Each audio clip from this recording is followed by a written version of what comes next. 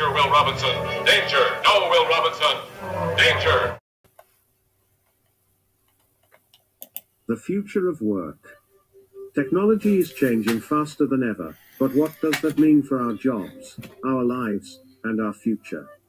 Over 570 experts weighed in, each with their unique vision. Today, we'll explore these fascinating predictions and see what kind of work world we might be heading into. Meet the three camps in this debate: the optimists, the skeptics, and the pessimists. Let's see what each believes about the future of work. First, the optimists.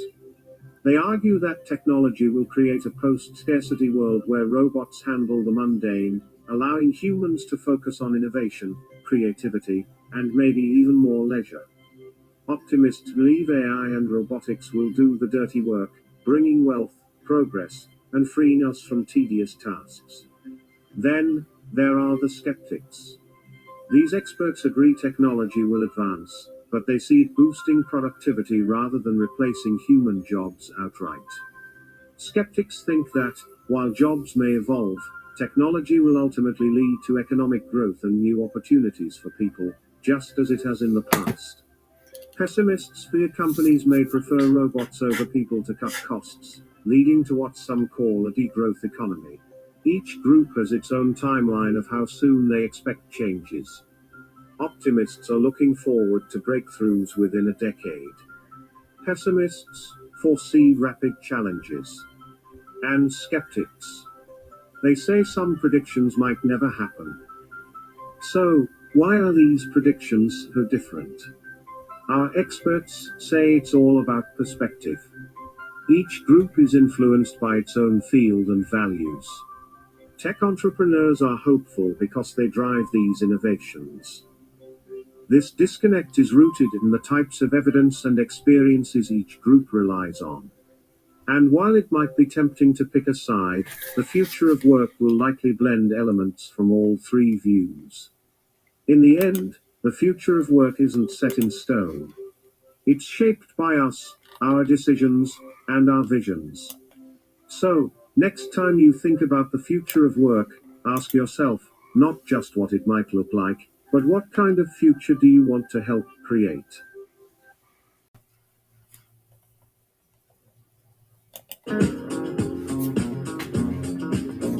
You can tell by the way I use my voice, I'm a woman's man, no time to talk.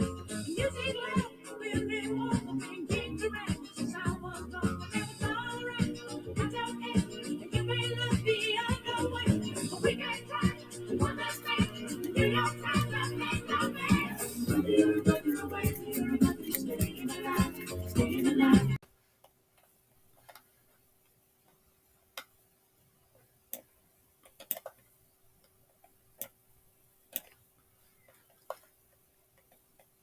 The meat of the future will likely be lab-grown. Compared to our conventional methods of getting meat on the table, lab-grown meat, which debuted in 2013, doesn't involve slaughtering of animals, nor does it require as many environmental resources.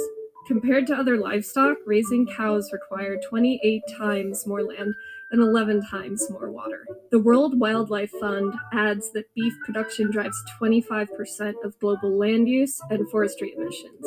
And in the near future, lab-grown meat is going to be cheaper, faster, and more environmentally friendly to produce for our growing population.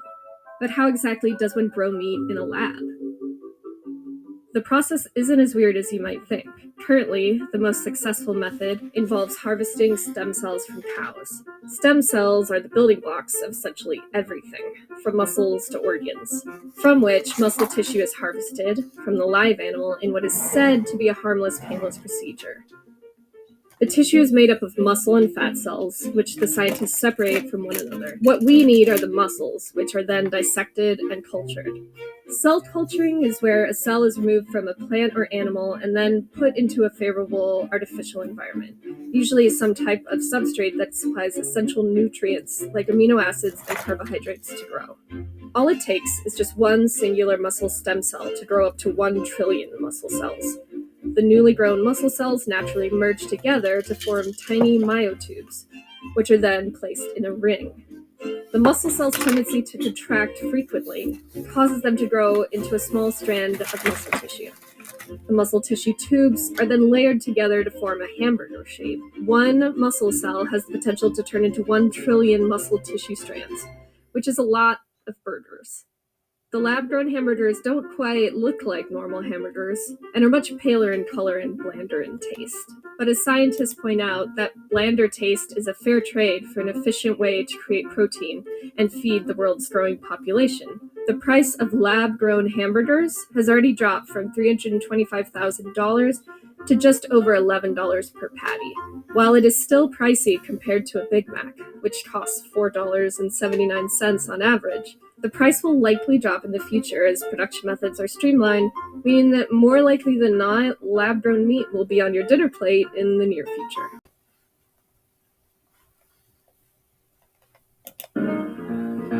You better think about what you're trying to do to me. Think, let your mind go, let yourself be free. Let's go back, let's go way on the way back when. I didn't even know you, you couldn't have been too much more than 10. I ain't no psychiatrist, I ain't no doctor with degrees, but it don't take much time to see what you're doing to me. You better think about what you're trying to do to me, yeah. Let your mind go, let yourself be free. Oh, freedom,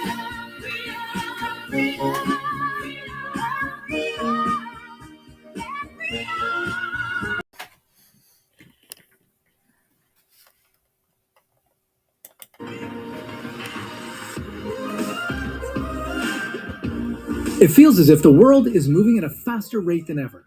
Every day, smartphones are getting smarter, AI is becoming more intelligent, and our environment seems to be getting worse every year. If you were to travel 50 years into the future, what would the world look like? Would robots have taken over everything? Would we still be living on Earth? Would alien life finally be discovered? This is What If, and here's what would happen if you lived 50 years in the future. Look down at your phone and think how far technology has come in the last 10 years. Have you ever imagined what tech might look like in 50 years? What about your family and friends? What will happen to them? In 50 years' time, we might actually look back and laugh at how we used to have to hold our phones. How primitive. Instead, our smartphones will either be worn or implanted in us through contact lenses. Imagine being able to have your GPS embedded in your vision instead of having to look down at your phone. But although this all sounds nice, there will be problems too.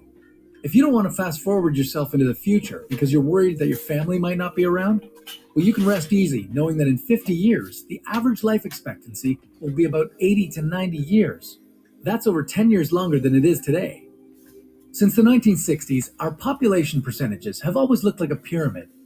But 50 years into the future, that pyramid will look more like a rectangle. This means that there will be an equal percentage of senior citizens to toddlers. This will have a huge effect on the economy. Grandma and Grandpa will be retiring much later. And when they do, those seniors' homes are going to be packed. With more people in the workforce, jobs will be harder to find. Just graduated school? Expect to live at home with mom and dad a bit longer, especially since AI is expected to be working over 800 million of our former jobs by 2030. The world's population will be at an all-time high.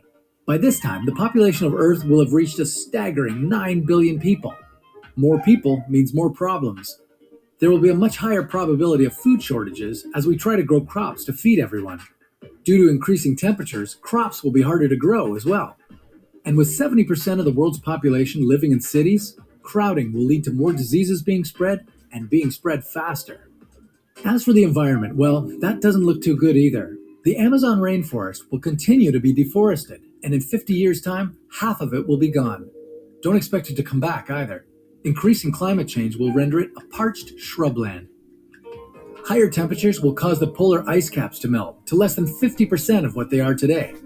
And the Dead Sea may actually live up to its name, as its water will continue to evaporate. Thinking about visiting American cities like New Orleans, Miami, and Houston?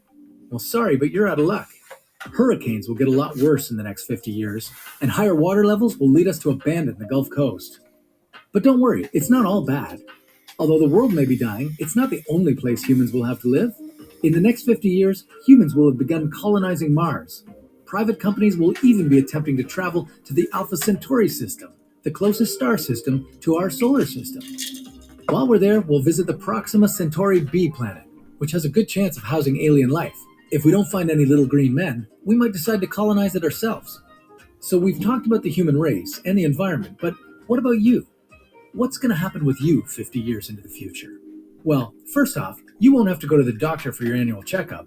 You'll have a device where you can scan yourself for any diseases. Watch for body modifications to rise in popularity.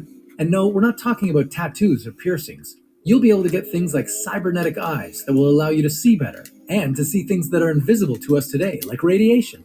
If you're rich from your Bitcoin investment blowing up, then you can even get yourself a designer baby. These babies can be completely customized, from simply what they look like to things like their behavior and intelligence. AI will be as smart as humans. They won't have taken over the world just yet, but they'll be well on their way. AI will constantly be progressing in intelligence, soon being smarter than humans could ever imagine ourselves. Expect them to be working with us, while humans have more advanced roles in our jobs. So are you ready for all the good and bad that comes with the future? If not, that's okay. Just live in the present and slowly grow into it over the next 50 years. Who knows?